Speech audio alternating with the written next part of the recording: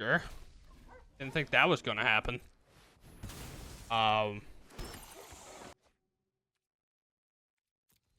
Sure.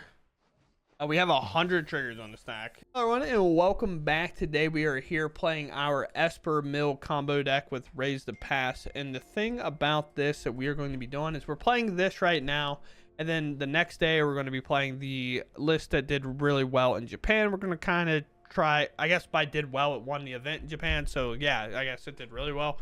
But we're going to try to kind of compare the two. One is really reliant on the graveyard, like this one. We kind of are graveyard or bust.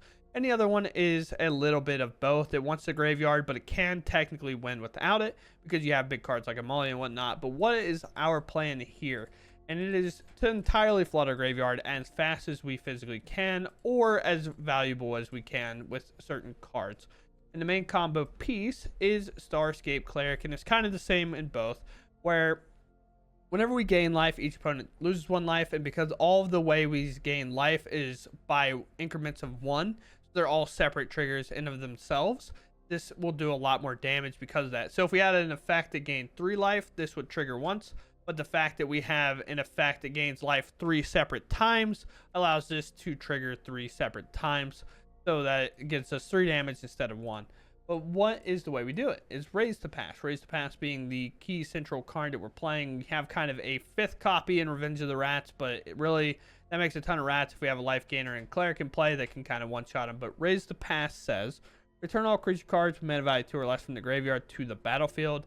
It just so happens that every creature in our deck meets that requirement and will always be brought back if we cast a Raise the Pass, outside of like another card preventing that from happening.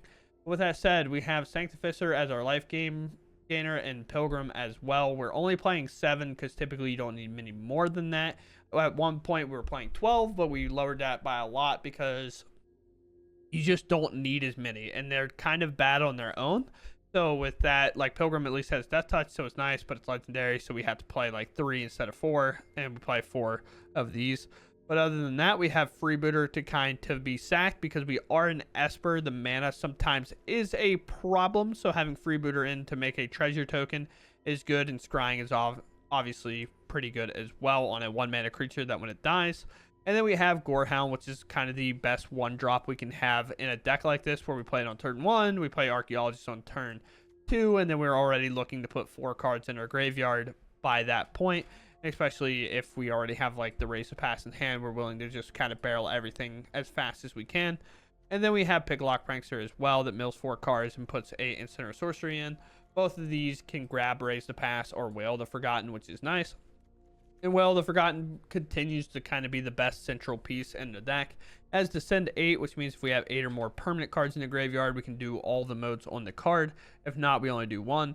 Next, return target non-land permanent to their hand. Target opponent discards a card, and then look at the top 3 cards of your library. Put 1 in the hand and the rest in the graveyard, which works very well with our deck overall. Oftentimes, we're going to be doing the look at the 3, but if all modes are active, then we're definitely going to be bouncing a hard creature to deal with, make them discard. Even if they don't discard it, they have to recast it, and then we get to look at the top 3 and then put something in the graveyard along with something in our hand. So outside of that, we're going to go in game and we'll see how it goes. If y'all enjoy, I'm happy, and if you do enjoy, maybe consider subscribing, and let's go game. My opponent goes first. Having a lot of mill here but no black mana does kind of suck, but we'll try this hand. All right, we have a black mana, which is super sick. Obviously very, very good. 2 Raise the Pass is very good as well, because that allows us to kind of body for ourselves. I want to go for max mill here, I think. We want to do the Picklock Prankster, also reveal nothing. Maybe they'll play around things. Who knows? Unstoppable Slasher. Okay. We'll probably have to put that back in their hand.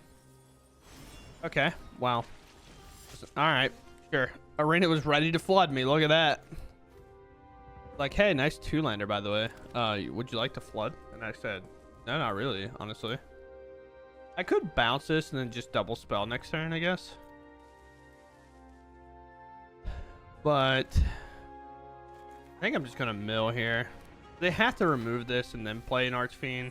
Like, I might lose half my life total here, which does obviously suck a lot, but I I think protecting ourselves a bit is good. But we'll see. And obviously I'll block for free. On second, Unstoppable Slasher and a Myric's available, so we got a cut down? Sure. This is definitely the situation where it's like, don't we just raise the past here? It costs us a little bit of life though. But, I mean, that's a lot to be putting in. Actually, no. We're fine. Yeah, I definitely think I raised the past here. Having a second copy is even more of a reason to do so. We'll mill first. And then we'll do this. And we'll basically put every single thing in there that we can. Even though Picklock's obviously good, but it's not as good as it could be. Yeah, so our second raise to pass will be actually quite bonkers if we get to do it. And our life total will go pretty high. Not that that matters a ton, really. Like, it does matter, but it doesn't because of the fact that Unstoppable Slashers are kind of in that way. They exile that. Okay, sure. We're playing one copy of the end, most likely, and we run into it immediately. Sure. Okay. I love this game.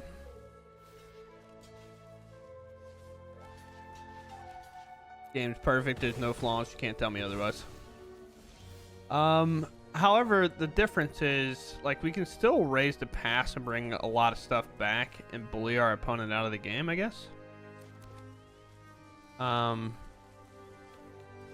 could just play more stuff out too, where our whales are just going to be good. I do need to gain a little life. How many life gainers do I have in here? 1, 2. Do I just bring those back? I guess so. Like, I think gaining a lot of life here matters. Also, making a massive board matters. Now, with the surveils, we'll probably just look a bit. So we're up to 31. Honestly, that's fine. I like how the arena timer came up while the arena triggers were on the stack. Like, I can't make you do that any faster, brother. Sure. Because the thing here, right, is if I wail off the beginning and I find a land, then, like, sure. Obviously, we can't ping them to death, but we have, what, 1, 2, 3, 4, 5, 6, 7, 8, 9, 10. Plus any of them that die, the Pilgrim will deal damage. So, we'll see. We're not forced to mill here. Also, kind of funny that there's only exactly 8.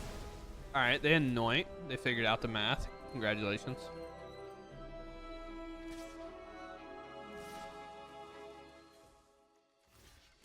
Am I removing these? No, I guess I'm bouncing, right? So it doesn't matter. I'm just blocking like this. We know what our top card is, which is fine. Now we have a treasure, which is good. Combat.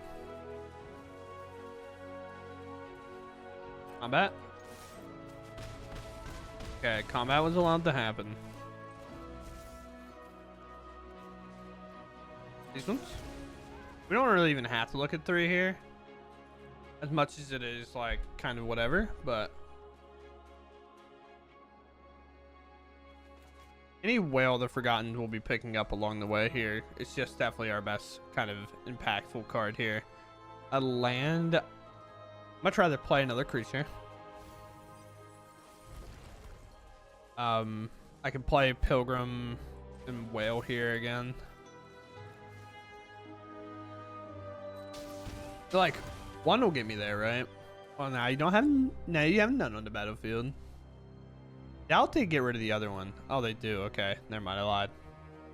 I guess it's just raise the pass if those are my options, and then we'll Pilgrim, and then we Pilgrim in case there's like a deadly cover up, so they'll take a ton of damage here. Life gained, and a little bit of surveil here. We'll just keep. Don't want to go too deep here, especially on the fact that a raise to pass on the back end is going to be too devastating. They play a shielded. Sure. That is a-okay with me, I guess. Combat. And you have to win this game the hard way. We will. Block a Sanctificer, sure.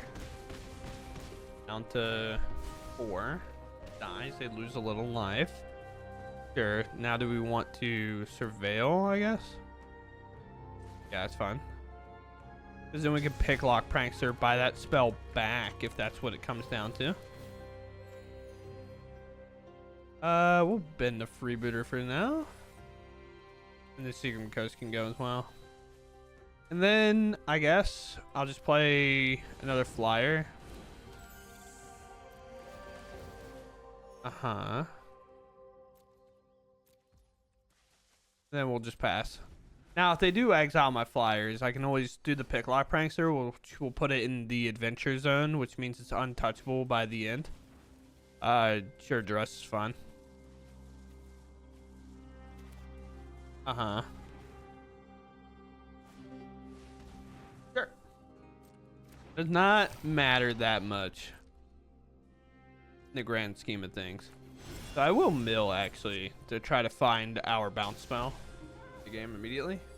Although I think the game's just over, right? Yeah, it is. I don't know what I'm doing. Here. The thing is, when my Pilgrim, if a creature dies, they also take damage from it. So it doesn't matter. Very sick. Getting rid of the, like, half-lifers was interesting to me, but sure. And actually, because the combat damage is over, the block effects don't even happen. But yeah, they played like the Archfiend. I was like, oh, maybe they have something, and then I realized they were tapped out. So I was like, well, they can't have anything. The game's just over. So, cool. We went. Moving on. Weirdly enough, as generally we're super happy about Raise the Pass, but our meta situation is just too hard to keep that.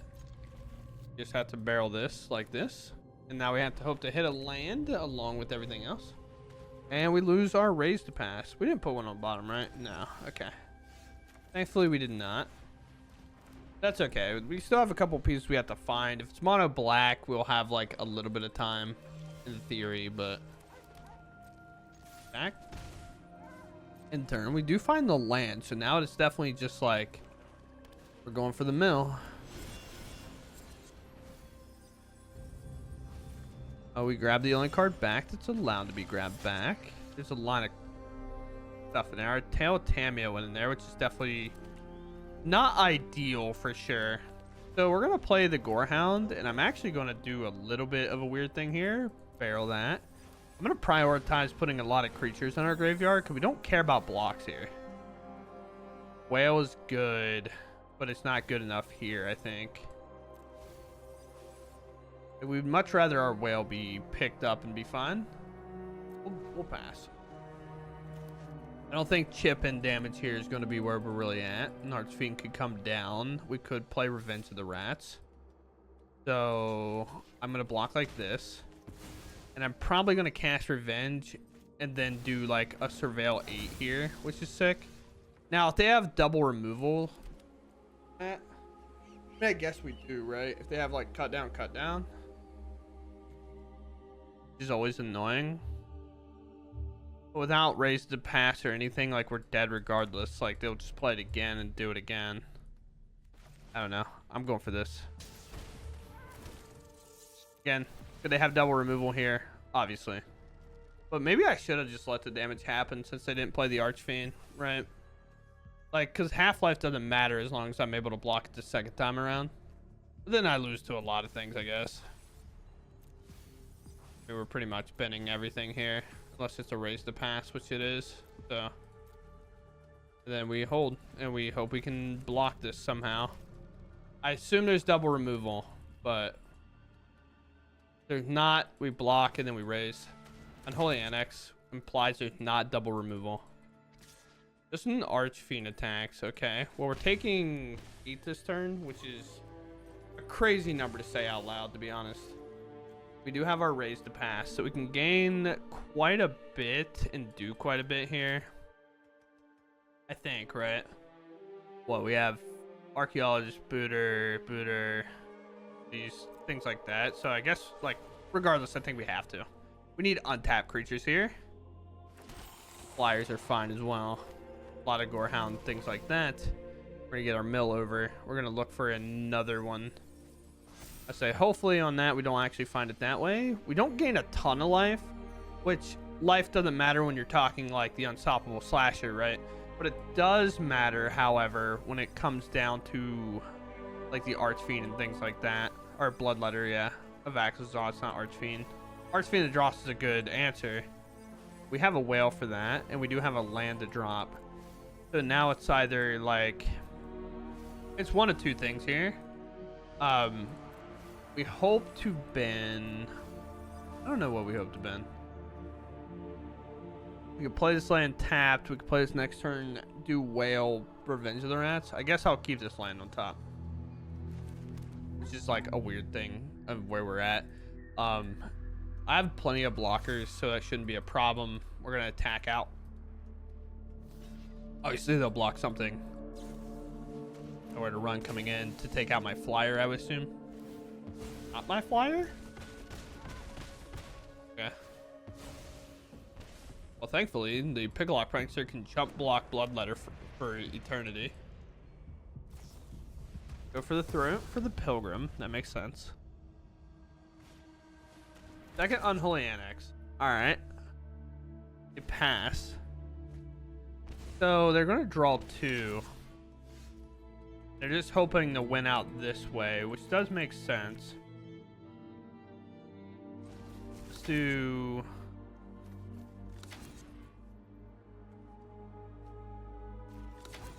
do this so it absorbs most of their turn next turn if that's what they want to do. It's only 1 life gainer. The Revenge of the Rats doesn't gain near as much as we'd like.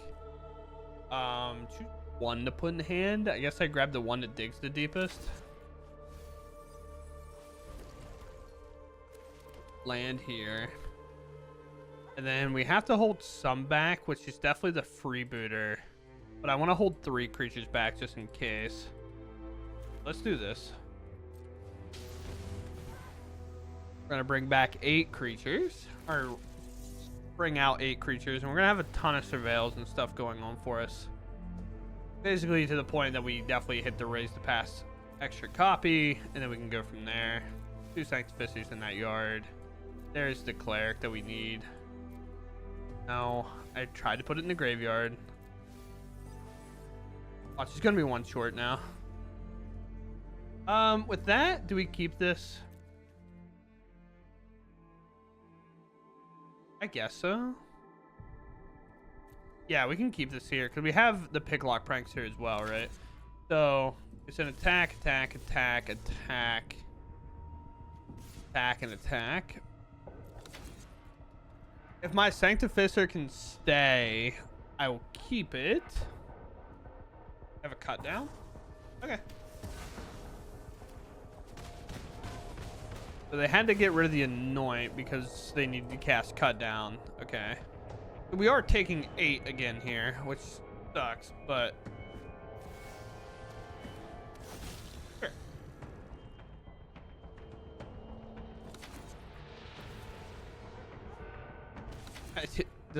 This is tough. This is a tough beat here. So we'll fire the turn off starting with this. And if we hit the raise to pass, then we should win. Miss. Okay.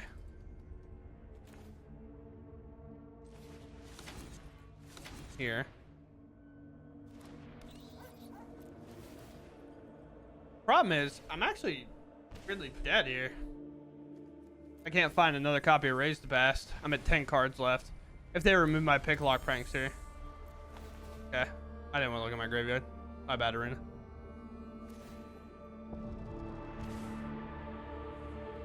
No. Did I mill them all? Am I insane? 1, 2. I think there's only 2 in there. So.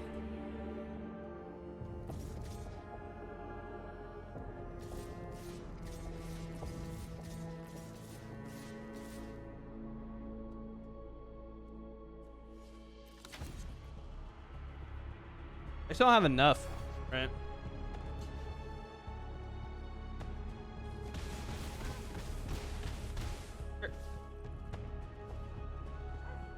I mean, I am vulnerable. Well, I guess I gained enough life, so I'm not dead now. At 12... Ooh. Maybe I am dead. I should be dead here, right? Or a... No attack? That's crazy. No way. There's 8 cards left in my graveyard, dude. Or my library. Wail of the Forgotten is one of them too. I drew a land.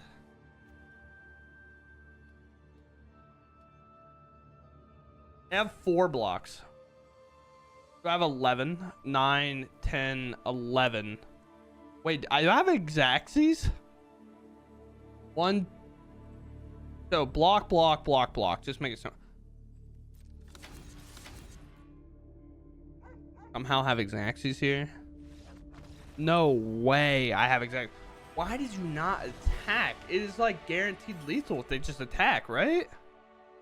Because I can't take a hit from this because that's 4. I mean, I guess like I have a free block here. Regardless. This attacks. If it hits, I die. If I block, I take 4.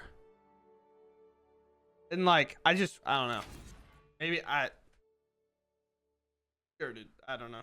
Yeah, I mean, we're definitely snapping this hand off. This is a really good hand. Adds like ways to kind of hit the graveyard pretty hard. Stress. Here. Now we can double spell here instead of going for the Archaeologist, which is like... Archaeologist is very good, but playing a Gorehound into a Freebooter is going to give me almost the same amount of looks as like just playing the 2-mana spell here.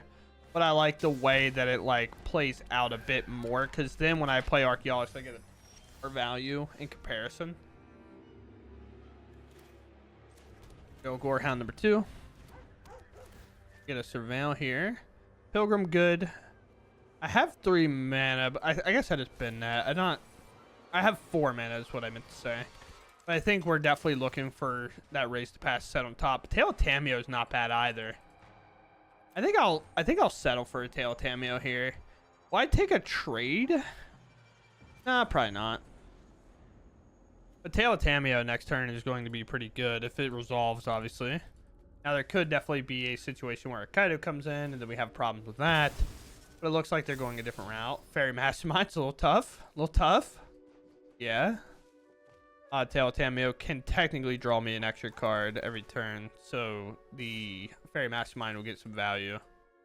Attacking here after defending last turn. Okay, they do the what I would argue is the better play. I was like, you gotta attack with both or none, I think. We're just gonna ship in the team here. I feel like they have the flash creature that taps something down. And they don't play it. Okay. Let's attack like this then. There's definitely a pause there for us to call like a hold back for a second. Go for the Tale of Tamiyo. Could be a hard counter spell for this. So Fairy Mastermind of their own. Sure. Hopefully Tail misses. It does. So no extra draw there. They get nothing from us. They like responded to Tale of Tamiyo like they've seen the card before, which is kind of wild. Sure. Yeah. Win a couple games. You got to play against the boring blue-black deck, which is just, you know, been the most popular thing. It's the same thing as Rafine, dude. It's the only reason that like tilts me off the planet. Not any different. But I get it. I get the reason to play it. Like, don't get me wrong. I graveyard that. Okay. So we're definitely on Raise to Pass or bust at this point. I mean, I only gained a little, so we should go for this. Mill. Alright. Here. I should get in while I can. My favorite blue-black stock list. This is the, like, in best of 3, blue black is typically what people play on the ladder if they're like pushing for high mythic, because it's just so versatile, so good. Play it a bit in paper, not too often, I guess. Weird creature to put that on. I feel like any flyer is a better option, considering they get in for free damage. But sure. Like, lock. I don't know. Felt like a weird play overall. Here, draw your 8 billion cards.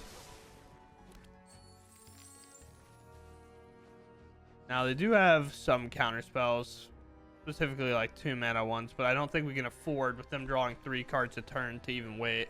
We just have to hope they don't have one. They flash in the Mastermind. If they flash in Mastermind in response to Tale of Tamiyo, then I definitely think like there's a precedent that we're fine. But double land goes in the yard. Tale of Tamiyo. Alright, most likely they have a counterspell. I can technically hold off for a turn, but let's do this. Give them a super desirable counterspell. Target? Oh no. Okay, well that resolved. I did not expect that to resolve. Maybe they're just in the boat of like, I only lose to... Like, I only lose to erase the past, maybe? I mean, I could definitely see that kind of mentality be taken. 2, 4, 6, 7. Oh, I didn't want to keep that on top. I don't know why I kept that there. I was counting their damage and stuff they had on board, and I was like, oh. Sure. My ground creatures can't really block regardless. So, but I guess I have to keep most of them back in case they flash in a creature to tap stuff down. They could flash in 2 creatures here. We are waiting for the decision. Let's flip his drowner, sure. One of the reasons we can't attack. Well, we didn't even get to combat before they decided to flash that in. I guess I just have to hold. With as many cards as they've drawn, they could definitely like have enough removal to get these out of the way and then in the game on the spot. But we'll see. Maybe I should have just barreled to raise the bass. Maybe the cleric was a bit greedy, because I guess they get another look at 3 cards. Typically, I find that I'll play a bit more aggressive overall, but there I kind of just played passively for some reason. I don't know. Yeah, definitely played a bit passive. Although, like, the likelihood of them not having it now 100% is just like, yeah, I mean, that's how I probably should have thought about it. It's like the likelihood of them not having it now is insanely low, right? Like, but it also could be a negate too, so like be a situation where they just have that instead.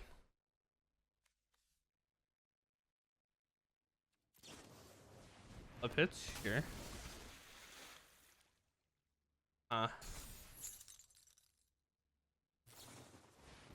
Oh wait. Okay. Sure. Didn't think that was gonna happen.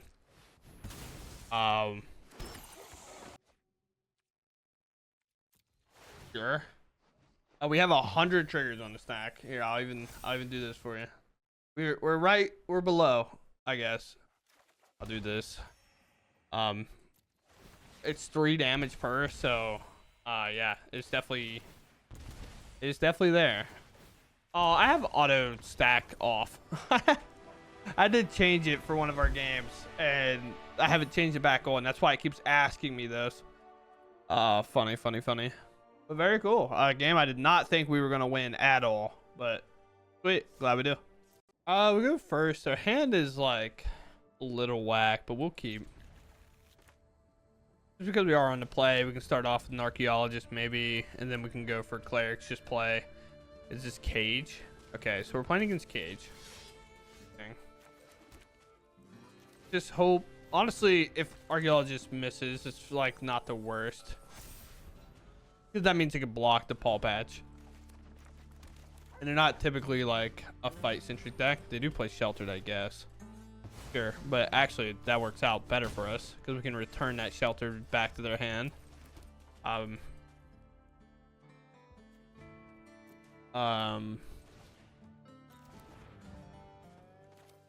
guess if I take their entire turn by doing that, that'd be great.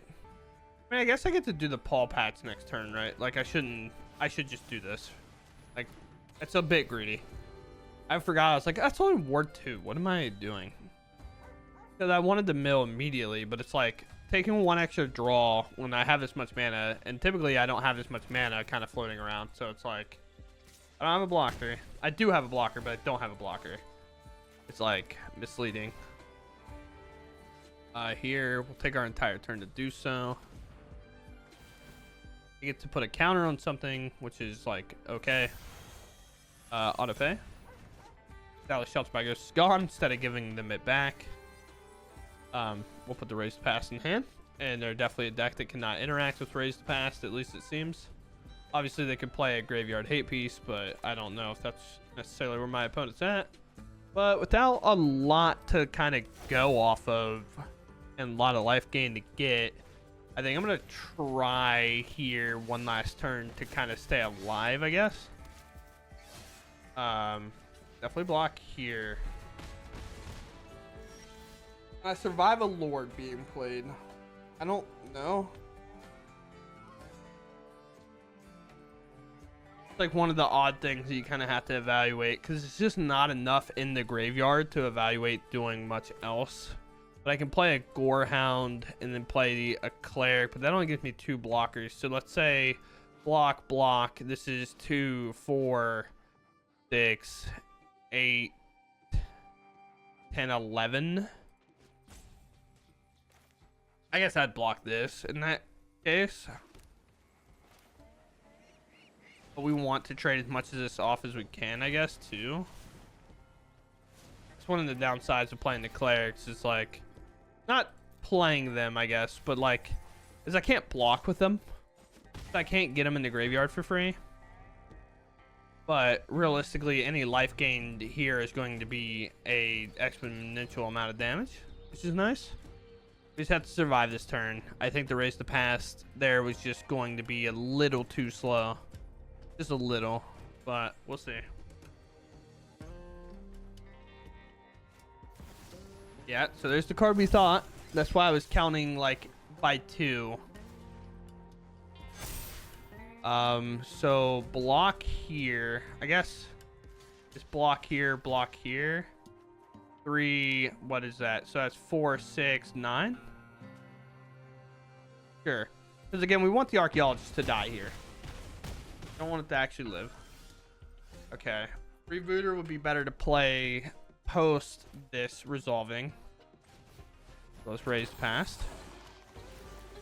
There's only a little bit of life gain, but it's quite a big chunk of damage to come across. There's 3 each. So even though it's only 4, it does 12, which is a lot. Which could be close enough. We have 4 more to do. I guess Raise the Past is as good as any card. Then we'll play this. Then we obviously know what's on top. And then we have to go to combat here. We attack like this. And now we have 5 blockers. We just have to hope that it's good. We only had 2 last time, and we were able to survive pretty handily. But now we have quite a bit more.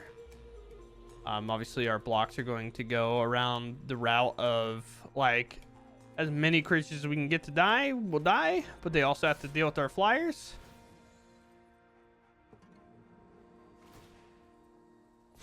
Alright. It feels like a weird time to do this. Yeah, especially now. Hello? Like, Nganjo you. And I'm like, so that card's not legal. Yeah. I would assume the game's over, but I'm going to block accordingly. 1-4, 1-3. Do 2, 1, and then 1. So we're just gonna go this route. They're like monstrous rage. I'm like, you don't have a red. You're cheating. But we'll see. Cool. Now they just have to hope I don't have a raise to pass on top, which obviously we know we do. Oh wait, they just die regardless. Never mind. It doesn't matter. The first time that my opponents actually died to this card. Wait. Wait. Oh yeah, I forgot. The Pilgrim just wins. It's one of the weird things, like, where you always play it to, like, get around board wipes, but oftentimes they're like, Sunfall you, and you're like, well, I didn't get around the board wipe, did I? Okay, well, interesting hand. It's undressable, but I think his hand's kind of bad, but we definitely have worse 6s is the only issue. So I'll keep, I guess. Definitely have worse 6s, but we... I don't know. This hand's kind of tough. Okay. Shelter by Ghost is going to be a thing we have to deal with, which is a little tough. So we're going to play another Freebooter here just so we have kind of that block that we want. Obviously, no attacks. I'm even willing to double block here. Shelter by Ghost, probably, if I had to guess. Hard Fairy Hero, sure. Another Scavenger, okay. Well, we are in danger.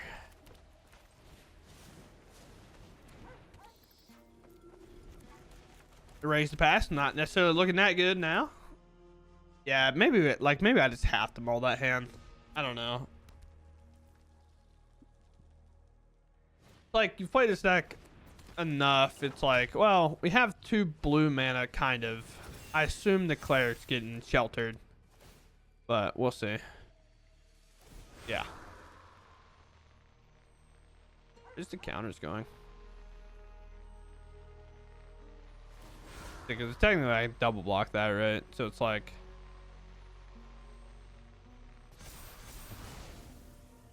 I mean, this does give us access to a lot of mana.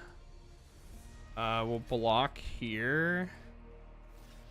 I want to double block? Probably not, because as large as that is, I'd much rather just hold this back, even though I would enjoy the blue mana. Sure. That's a good card for us. To fire off into this little void here. We don't know what we'll hit, so we might as well barrel it now. Okay. Alright. Don't win, Smile. Don't win the game, Smile. Please. Don't give your Heartfire Hero double strike and trample with a Monstrous Rage by playing a Manifold Mouse and then obviously a Monstrous Rage. I would hate that. I would hate that so much. Oh, man. Yeah, I think our hand just like a little awkwardly too slow.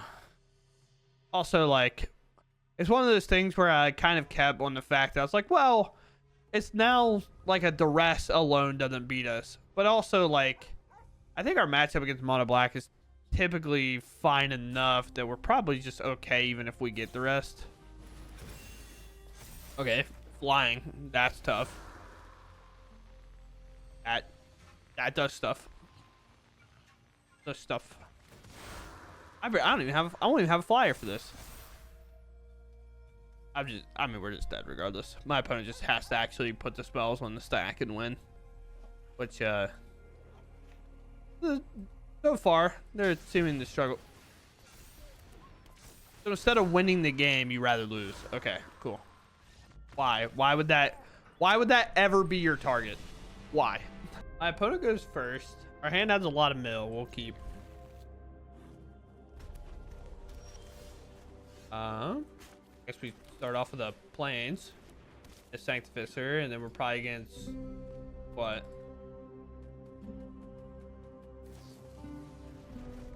Mimic?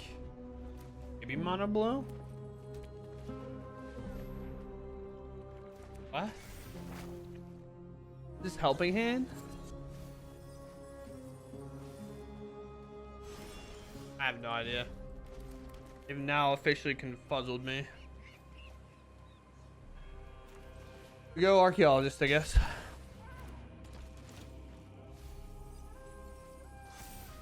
Then now we can play like the Sanctifier and then play Picklock Pranksters.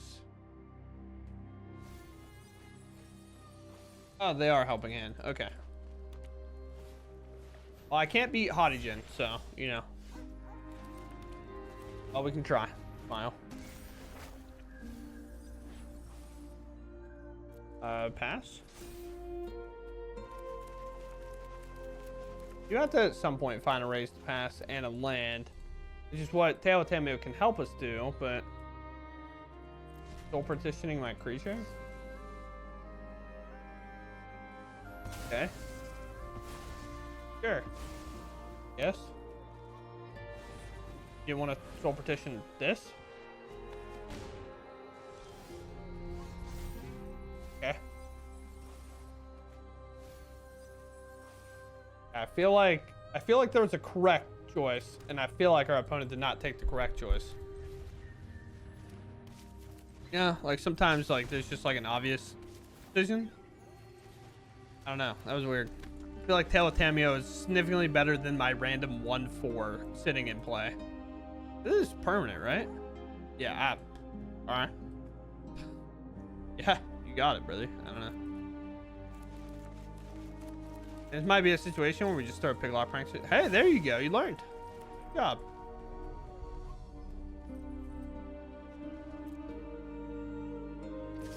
Huh.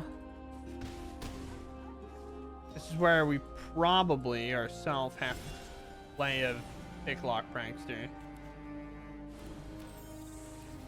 And a little bit of life here. Combat. Attack. See if they block our Freebooter. Because then we'll just play an additional one down and then maybe mill or something. Goal partition number 3. Okay. Our opponent is just barreling spells as fast as they physically can. Pilgrim is just like fine on top, but I do think that tells me I should mill here. Do Freebooter. Let's do this now while I can.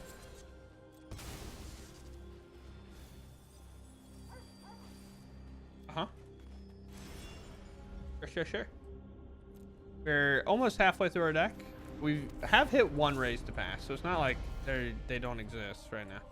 Honestly, with that little bit of damage, it's only being 4. I think we just wait. It's weird to call it a little bit of damage, but you know. They could probably reanimate it here, which is definitely like slightly annoying. I guess I can't do that, right? Like it has to be blue and black. They might have a helping hand or whatever, but at the same time, like forcing them to do that is better than not. One of these in my hand. I have a land drop to make here, I guess. Take this. Mill here. We try to find a stupid copy of Raised Past. Hey, you do exist. We are. Counter spells typically aren't hard counter spells. Who would do this?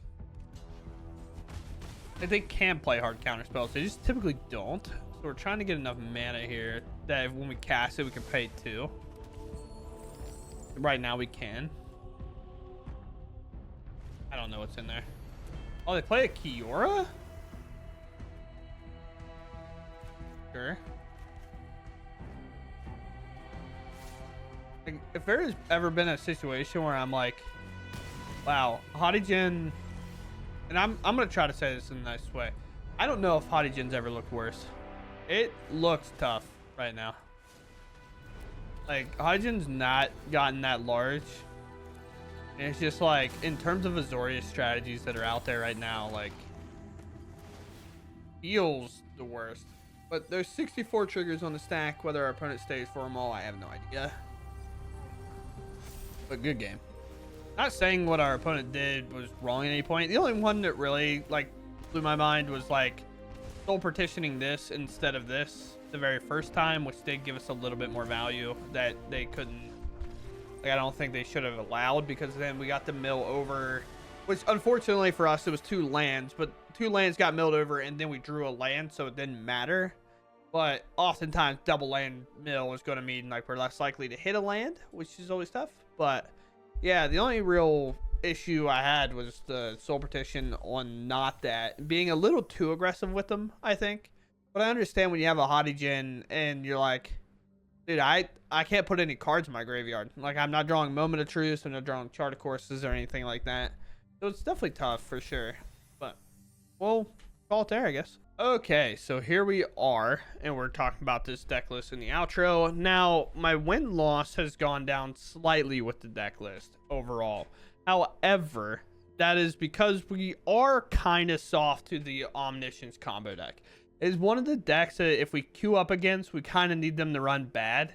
And if they run, like, anywhere normal, for example, like, and this is going to sound kind of crazy, if they run normal within their top 25, they typically win the game. And there's just nothing we can really do about it. Oftentimes, they're going to have an Omniscience, they're going to put it in their graveyard, and as soon as they bring it back, there is literally zero we can do. And that's one of the downsides of playing no removal, but that's what makes us so good in our other matchups. For example, we argue, at least I would argue, and the statistics tell me that it is, that mono black and mono red are the most popular decks in the meta overall. And our deck is really good against those decks, at least from the games I've played. So I am 9-2 against mono black, and I am 9-1 against mono red. So those are the few matchups that I can just beat overall. The Boros variations, which I don't know if this is counting. I'm using untap.gg right now. I don't know if the Boros is counting like auras and Boros control in the same vein, because it just says red white, but obviously Boros auras and Boros control are entirely 2 different decks. But yeah, today is probably arguably one of the more worst days I've had. I got Omniscience combo twice on turn 4 on the draw, and then I just got like mono red or Boros, where they were like, here's the thing, here's the thing, here's the thing, you're dead. And I was like, okay, yeah, sure. But with that said, I still like the deck. I still love this deck. I still think Esper is worth it. The main issue I found today was I had a couple of problems with my mana base, and the fact that, like, I opened a hand up with 3 Darkslick Shores and an Underground River, and outside of these 7 lands, every other land does tap for a white. And it was just one of those situations where I only had blue-black lands, and then I would just draw like a Pilgrim, a Hinterland Sanctifier. Like, I was just drawing white cards immediately after that, as you know, variance tends to present itself sometimes. But with that said, overall, I still love the deck. I still think it's very good. I think it's really fun. I am going to try the Orzhov list that did well in Japan. Now, we might make a couple of corrections overall just because of best of 1 being so different. But outside of that, we are going to be trying to play pretty much stock list. I think the only thing I'll change is, like, I might move a sideboard card in or 2. But we're trying this one today. We're probably playing that one tomorrow. And we'll see, like, which one we truly like more. This one is kind of reliant on the graveyard. The other one that I've seen is not necessarily so reliant. It definitely wants the graveyard, but it can also win outside of that because Amalia is so good. But with that said, that's going to do it for me here today. I hope you all enjoyed, and I'll catch you in the next one. Thanks for watching, and goodbye.